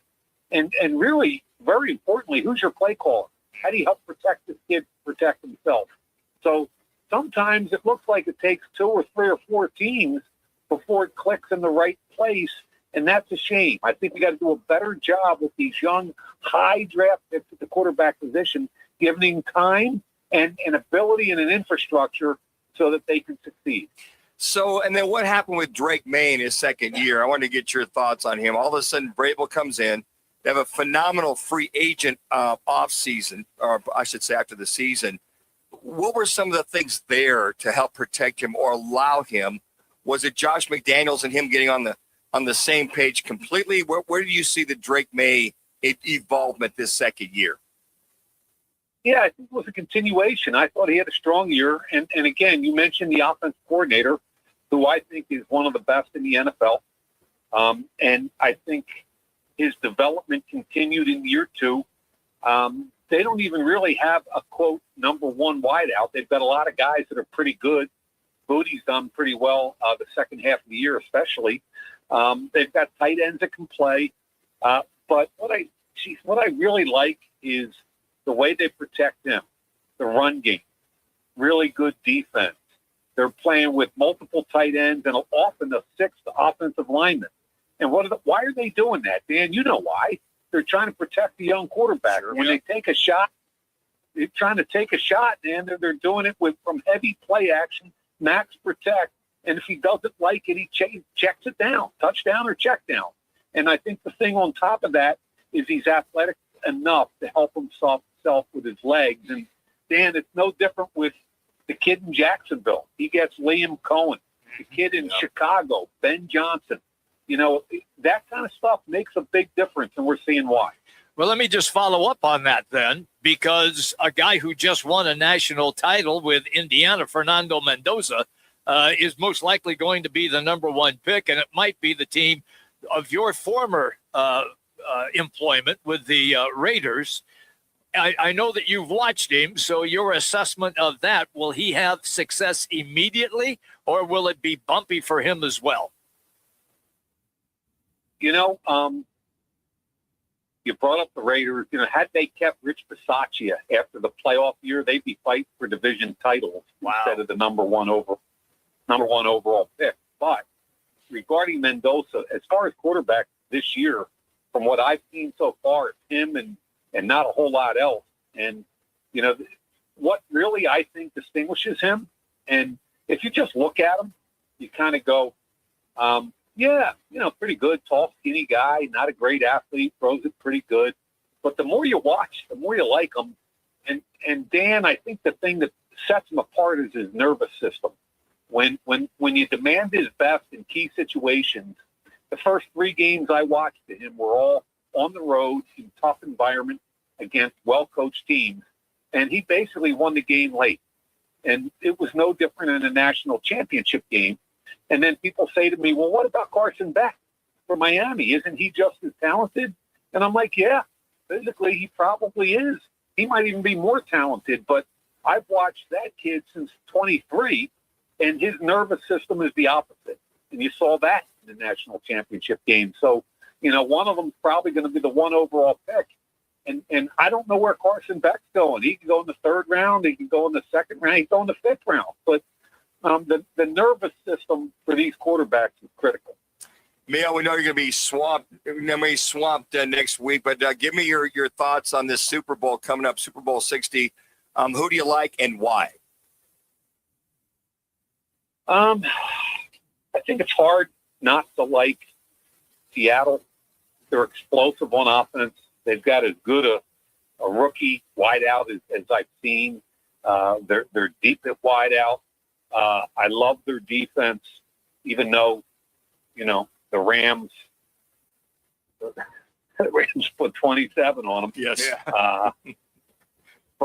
But again, I really like Seattle. I think they're favored for a reason. I think New England, you know, I mean, give Vrabel so much credit. You go from 4 wins to 14 wins or whatever it was, and in 1 year, that's mind-boggling to me. I think they're a year or 2 ahead of schedule. They don't have a number one wideout. Their left tackle still young and got a lot to learn. It's really been their defense in the playoffs because the quarterback's been up and down. So I think the inconsistency of the quarterback has been the biggest issue in the playoffs. You know, he's an MVP candidate, but in the playoffs, he's been fairly inconsistent. So I kind of like Seattle in the big game. Look, we know you got a lot to do. Thank you very much for the time today, Mike. You have a great day. Hey, Mel, always great catching up to you. Man. Happy New Year to you there back in the Philadelphia area, buddy. Hey, my pleasure, guys. Always great catching up, and thank you for having me. You got it. That's Mike Mayock, everybody. Former Raiders general manager, guru when it comes to mock drafts as well. And he is the co-host of Believe in Eagles podcast, and he does that with his daughter, Lee. You can always find him on X at Mike Mayock. That's at Mike Mayock. Presented today by Backyard Desert Ridge. The big game is coming up now in just a week and a half. Backyard Desert Ridge, look, they always sell out. So you need to lock in your Super Bowl table now. Pick your perfect spot in front of the LED walls or 50 high-def TVs throughout the entire restaurant. Don't wait. Swing by Backyard Desert Ridge. Claim your seat for the big game. Once again, Backyard Desert Ridge. Sun Devils are on the road.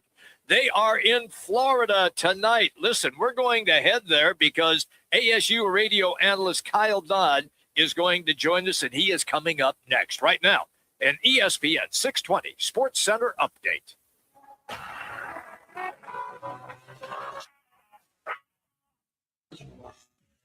It's now time for your Roc and Manuch with Jimmy V's ESPN 620 Sports Center update. I'm Connor Collins. The Arizona Cardinals continue their head coaching search with Rams offensive coordinator Mike LaFleur back in the building today for a second interview as the front office works towards making a decision. Meanwhile, Jacksonville has made a decision that Anthony Campanile is going to be returning as their defensive coordinator next season. Meanwhile, in the NBA, the Phoenix Suns are back on the floor tonight hosting the Brooklyn Nets, but they'll be shorthanded without Devin Booker and most likely Jalen Green. Colin Gillespie is also listed as questionable. Make plans now and tune in Monday through Wednesday during the WM Open as the guys broadcast live from DraftKings at TPC Scottsdale. Big-time guests will stop by, including golf stars and one of the greatest Arizona Cardinals of all time. Someone we can't name just yet, but trust us, he's on the Mount Rushmore of Arizona sports, and you're going to want to be there to hear him. The guys are talking ASU hoops next with radio analyst Kyle Dodd. Twin Peaks is the best in the game. Here, your favorite drafts are poured at a frosty 29 degrees, and rare barrel-aged whiskeys are served just the way you want them. It's bigger game days and bolder fight nights. I mean, where else can you find a scratch kitchen that always comes in clutch every day from lunch to late night? Only at Twin Peaks, the #1 sports bar. Twin Peaks Scratch Kitchen scores every time. Dig into hand-smashed burgers, chef-inspired flatbreads, and more at your local lodge. Another Arizona storm season's rolling through. Before the next big downpour hits, call State 48 Roofing for your free roof inspection. Whether it's cracked tiles, flat roofs, or old shingles, don't wait for leaks to show up. State 48 Roofing is Arizona's #1 referred roofer, trusted for over a decade in both residential and commercial roofing. Protect your home, protect your business with State 48 Roofing. Visit state48roofing.com or call 480-268-4509 today. Phoenix, it's the biggest week in golf, and we're right in the middle of it. Join Roc and Manuch with Jimmy B live from DraftKings Sportsbook at TPC Scottsdale for the WM Open. Monday through Wednesday, February 2nd, 3rd, and 4th. Special guests, giveaways, wall-to-wall WM Open energy, and the best atmosphere in golf before the madness even starts. Grab a seat, grab a drink, and be part of the action. Or listen live on ESPN 620. Roc and Manuch with Jimmy B. Live at DraftKings TPC Scottsdale. WM Open Week. Don't miss it. Hey, it's Kevin Rowe from Lerner & Rowe, trusted across Arizona for helping injured people after serious car wrecks. And I'm Sean Forrester, managing attorney at Lerner & Rowe Law Group. We may sound alike, but Lerner & Rowe Law Group is a completely separate firm focused solely on criminal defense. We handle serious felonies, DUIs, and misdemeanors with decades of courtroom experience. If you're facing criminal charges, don't wait. Call Lerner & Rowe Law Group now at 602-977-1900. Lerner & Rowe is the way to go. Call 977-1900. Rock for WrightToyota.com. At Wright Toyota, they'd like you to get to know them. Their goal is to make buying your next vehicle the kind of experience that earns your recommendation to family and friends. They invite you to use all of their innovative web tools on WrightToyota.com. So if you're looking for a new or pre-owned Toyota, head to their interactive website at WrightToyota.com. The right price, the right selection, all at WrightToyota.com. Now open in North Scottsdale. It's the Orangedale Lounge. ODs, right off Thompson Peak and Bell, next to Bash's. Your new favorite dive bar has arrived. Cold drafts, chill vibes, always affordable prices, and the OD Mug Club, a one-of-a-kind membership you won't find anywhere else. No frills, just great people, ice-cold drinks, and a bar that feels like it's always been there. Follow at OD Scottsdale and get the scoop at orangedalelounge.com. Orangedale Lounge. Dive in and drink up. Let's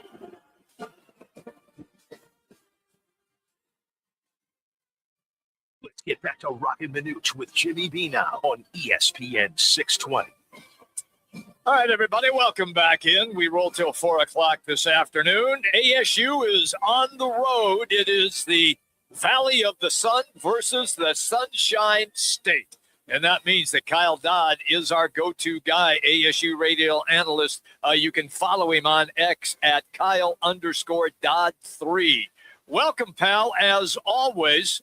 Look, I know you got a game coming up here against Central Florida, but I would be remiss if I did not go back to the Bobby Hurley press conference where he went on an epic rant and just pretty much bared his soul.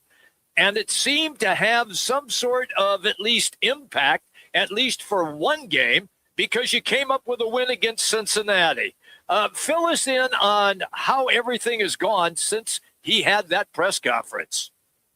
Yeah, I mean, obviously, I think everybody saw the guys responded the right way. I think, we even had Noah Mason on the post-game show, and he told us that the comments, that Coach Hurley made, about them not listening, they took it to heart and they wanted to get better. And I guess they had one of their most spirited practices Friday before the game, really good. And, we mentioned several times on our broadcast that the guys looked ticked off on Saturday. They looked like they had a little edge to them, and it just, almost feeling like, hey, this is going to stop now. We're not going out like this. And I like they played with a little fire and a little juice.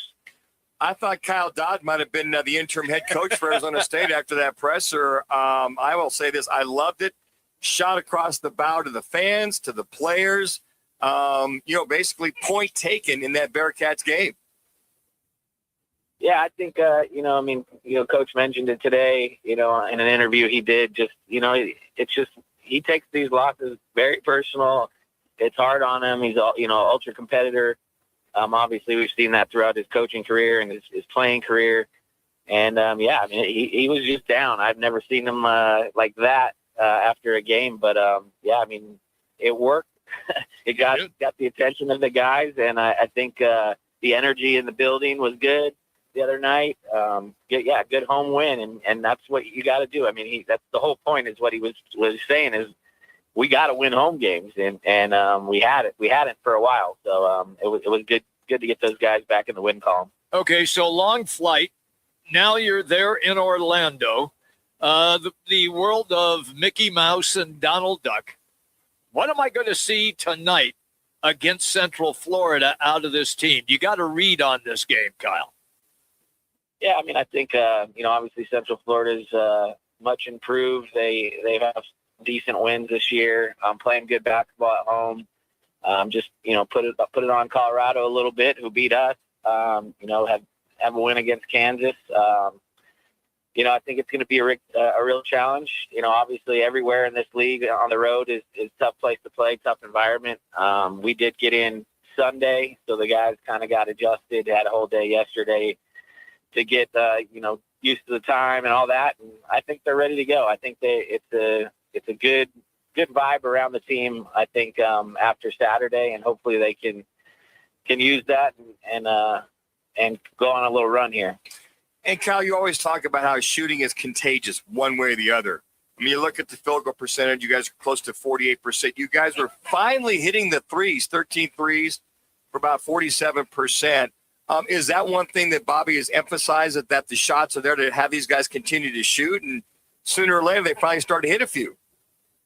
Yeah, I mean, that's why we have success early in the year. I mean, it's crazy. I know this is gonna sound wild, but this is obviously a good basketball team when they hit shots, and that's the point of the game, obviously, to put the basketball in the hole. And And when they were making threes early in the year, they're beating teams like Texas, who's going out and beating everybody right now, and beating up on Oklahoma, downtown Phoenix, and had some really good wins. And, they just hit that tough stretch where they did not shoot the basketball well. But we've seen signs of them creeping out of that. Shot it well at U of A, played them tough in that building, and then, carried it over the last couple games and just shooting it better. And I think, if they make, high volume 3, if this is a high volume 3 game, I think they'll be in it and have a chance to steal one on the road. One of the things we talked about is obviously Odom's just having a heck of a year. And I think when Bryce Ford was coming off the bench maybe a couple weeks ago, and now he's starting. And I told Jimmy, and I think we might have mentioned, why is Bryce Ford not starting with his shooting? Now, even though he had 6 points, has that been a big help as far as this team trying to move forward, having Bryce Ford now start? Yeah, Bryce, I think, Coach went back to our original starting lineup that we had for most of the first part of the year. And then when Bryce got hurt, he kind of, obviously that hurt the team because he does, when he shoots the ball well, extends, stretches the floor. And, I think the last game we went back to the starters that I think Bobby had started the first 9 games or so. And I think that's their best lineup. It puts Pig Johnson off the bench, who can provide a little pop off the bench. And then, Bryce is I think he's an important piece to this group. He was playing some good basketball before he got hurt, and he's, been playing pretty well since he got back. Kyle Dodd is our guest on the Wright Toyota guest line. Got a game tonight, ASU in Orlando to play against Central Florida. I want to ask you this question when it comes to the Big 12. And you look at the top 25, and there are so many Big 12 teams that are in the top 25.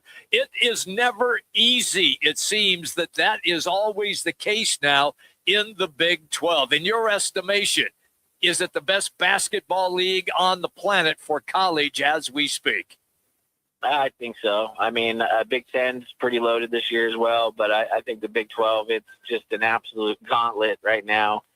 And you look at the schedule and you're kind of circling road games. Hey, maybe we can get this one. Maybe we can get this one, and Central Florida is a game that you probably think, oh man, that's one we might be able to get on the road. But, they're playing really well. And then you obviously see the top half of the league that's just absurd. It's ridiculous. I think I talked to you guys a couple weeks ago, and at one point, I think the top, the top 4 teams were 68-2 at one point. Yeah. Obviously, that's changed in the last couple weeks, but yeah, it's crazy. I mean, obviously, we see what the boys down south are doing, yes. And then, I thought Houston. I still think, I know they lost the other day, but I still think Houston. To me, the league run through Houston. They're just a tough, hard-nosed team. Very impressed with them. Texas Tech. It doesn't stop Kansas. It never ends, so.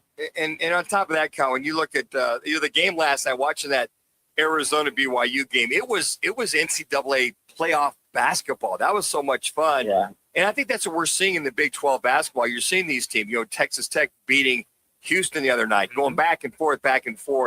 I think beyond, I guess, with the halfway point or beyond the halfway point, it's fun to see that kind of playoff basketball right now.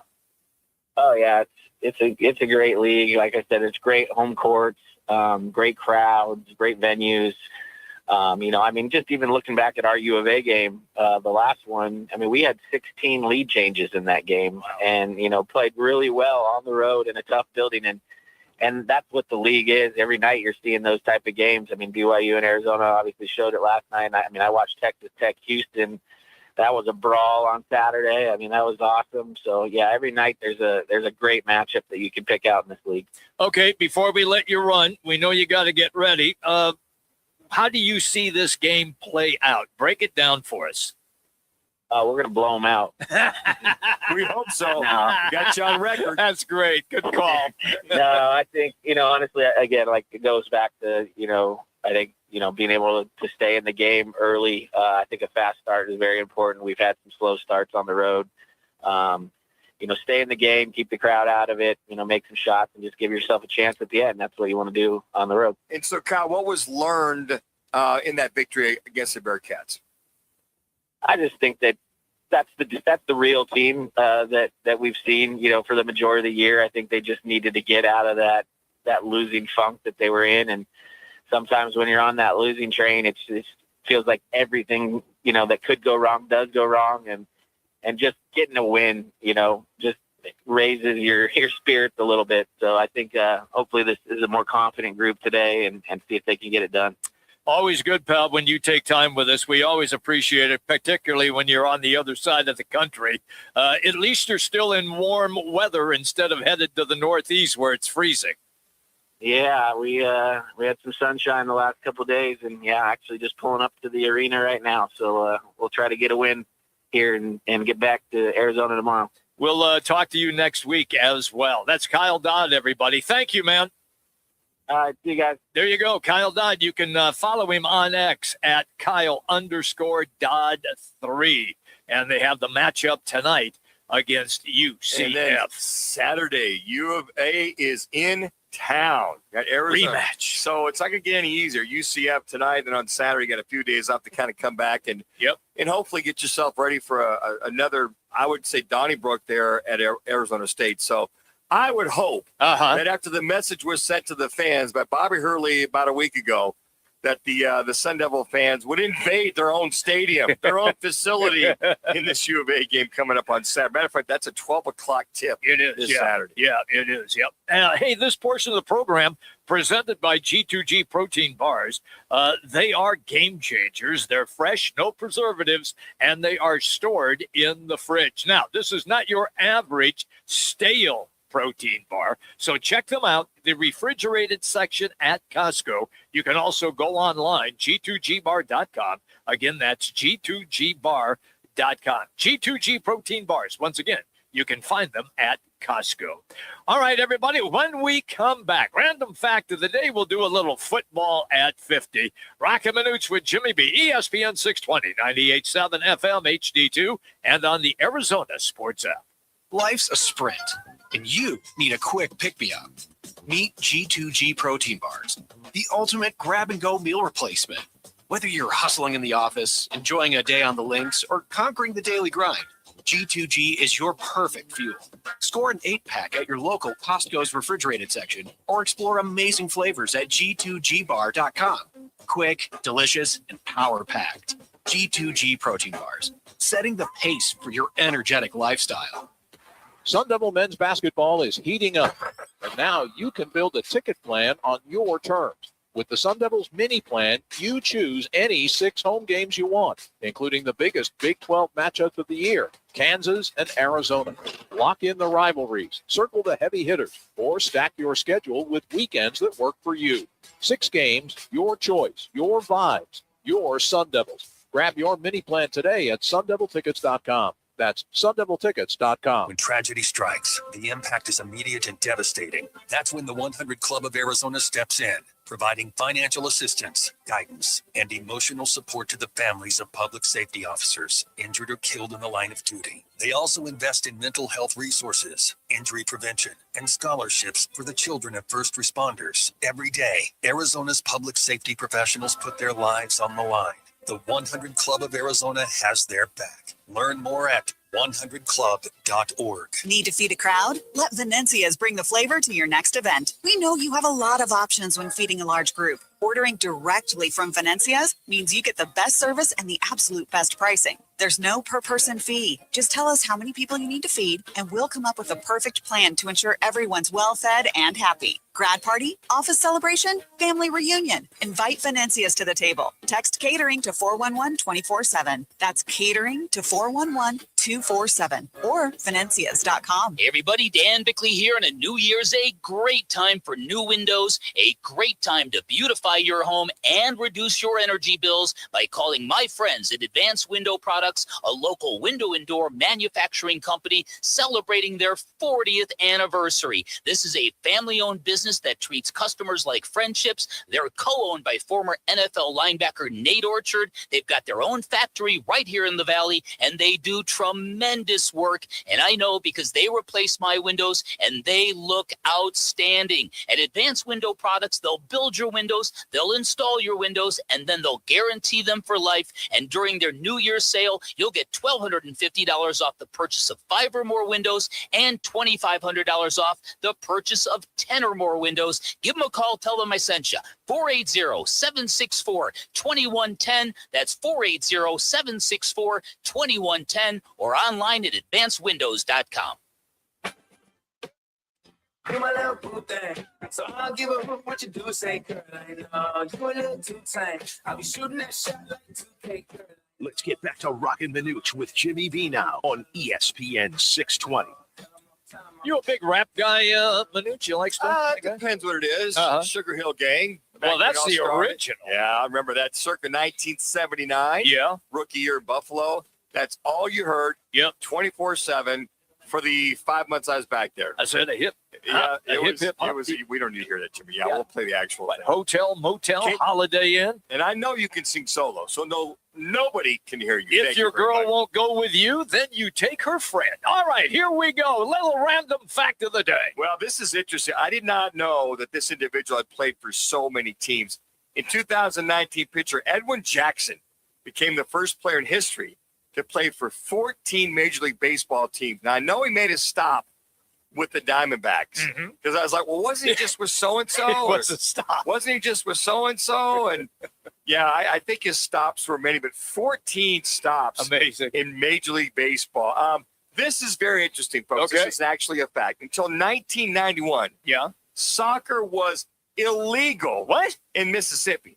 Yeah, until 1991. If you were playing soccer prior to that, it was illegal. You couldn't play soccer in the state of Mississippi? Were they going to arrest you for crying out loud for playing soccer?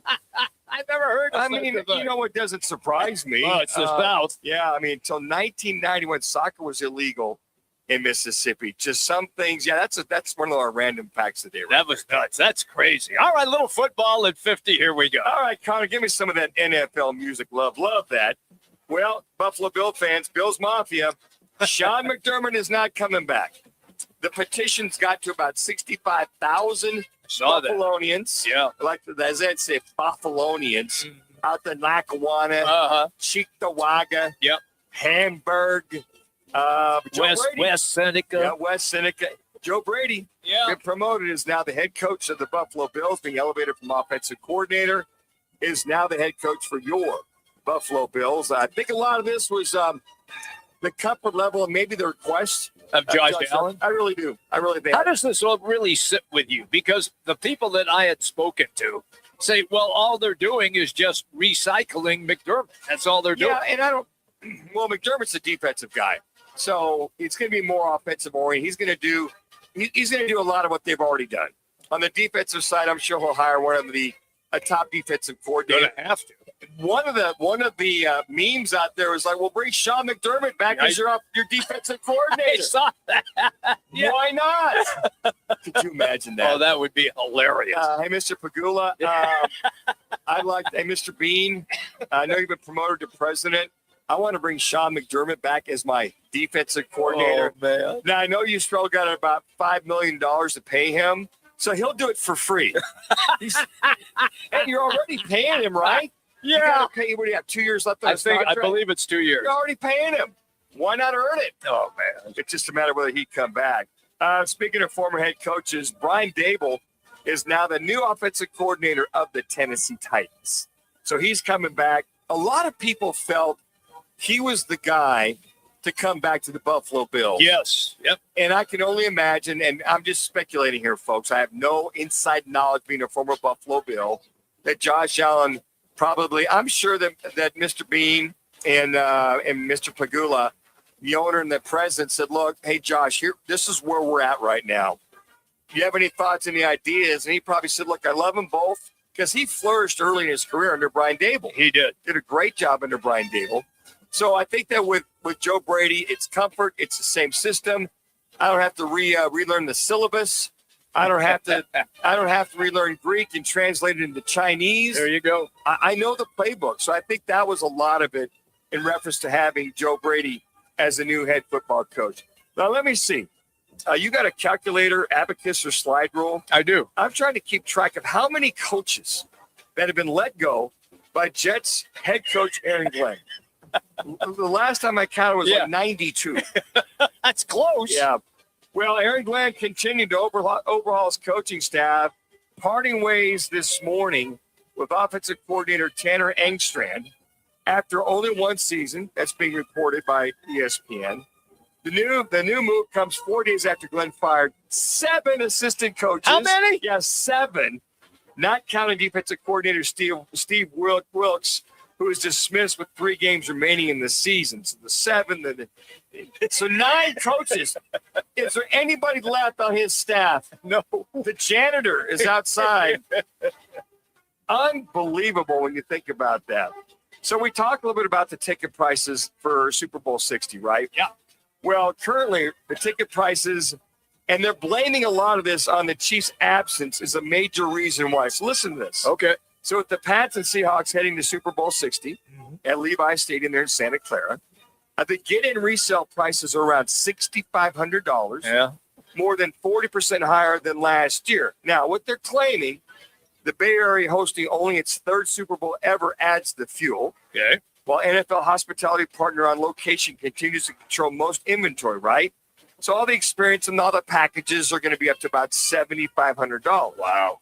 The main reason why they said the prices are so high is the bottom line. You ready for this? Okay. This is the conundrum that all the folks that are going to pay for this have to live with.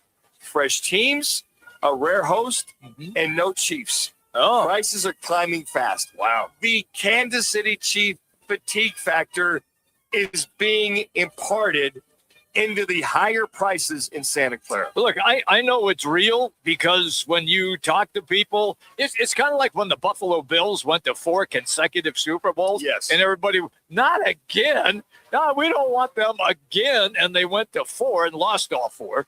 But I can see where people are tired of the Kansas City Chiefs being there. You know, I think that a lot true fans, I have no problem watching the best of the best.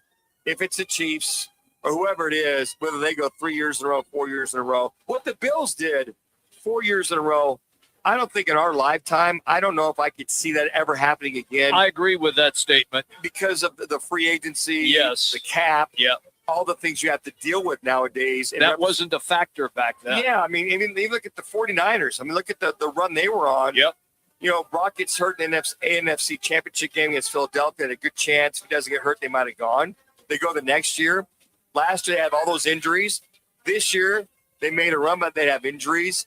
It's all about injuries. Who's hurt, who's not. It's just so hard to make a Super Bowl. And I think those are some of the things when you look at these teams trying to get there, even if you go back-to-back years. Right.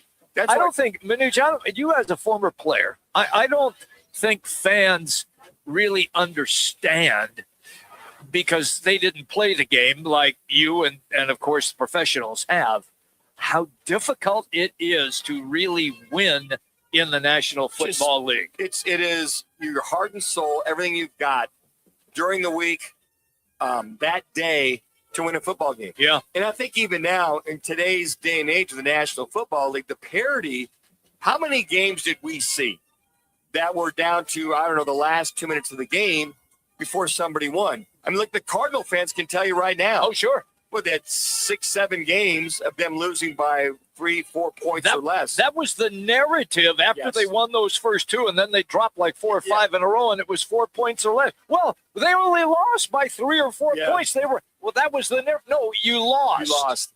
But that just goes to show you how close it is in every game that you see. And I think that's what I like that. Fans like that. Mm-hmm. But don't use that as a cop-out to say, well, you know what? We lost 13 of our last 14 games, but you know what? We played close. That doesn't make any difference. At some point, you've got to win the games. And I think those teams that make it to the Super Bowl, if you look at it, you look at the offenses and the defenses. Here's the other thing. They've stayed fairly healthy, or they had key players come back and be healthy for the playoffs. There you go. If I think of the Patriots, and I think of Seattle, the key situation is both quarterbacks have stayed healthy the entire year.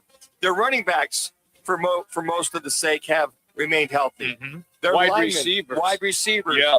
So you can go on and on and on. So the key factors are you're on a roll, everybody's healthy, and you have everything in place. And I think those are some of the things we see come back in reference. And last but not least, the Commanders are finalizing a deal to hire Durante Jones as our new defensive coordinator per ESPN.